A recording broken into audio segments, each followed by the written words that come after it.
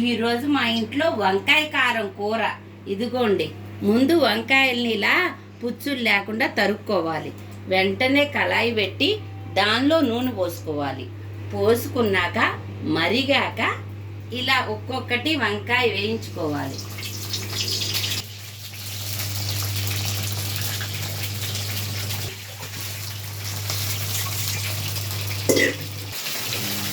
వంకాయలు కొంచెం వేగాక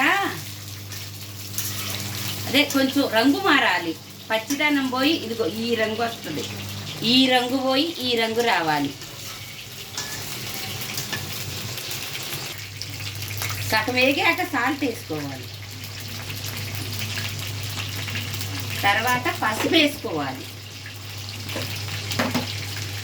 ఉల్లిపాయలు అక్కర్లేదా? నేను కట్ చేయలే.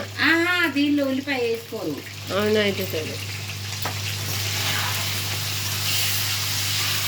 అమ్మ, ఈసారి గుత్తి వంకాయ కూర కూడా చేయవా? నాకు నువ్వు చేస్తే ఇది ఇష్టం. అలాగే నమ్మ, అలానే చేస్తాను. ఇవి వేగుతూ ఉండగా కొంచెం పచ్చికారం అంటే ఒట్టి మిరపకాయలతో కొట్టిన కారము, 2 చిన్నుల్లిపాయలు మిక్సీ పట్టుకోవాలి. నేను మిక్సీ పట్టుకుంటా ఉంటా, ఇవి వేగుతూ ఉంటాయి.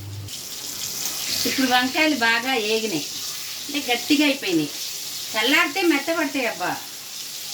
ఇప్పుడు ఇంగు వేసుకోవాలి, అంటే ఒక 1/2 స్పూను. ఇప్పుడు చేసి పెట్టుకున్న కారం ముద్ద, అంటే వెల్లుల్లిపాయి కారపొడి.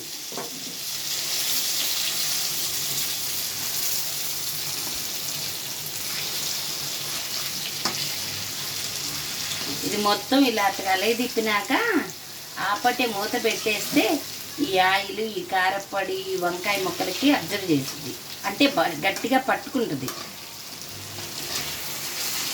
అయిపోయింది వంకాయ కర్రీ. మూత పెట్టేసుకోవడమే. 10 నిమిషాలు ఆగాక వడ్డించుకొని కమ్మగా తిన. అబ్బా, ఎంత మంచి వాసన వస్తుందో.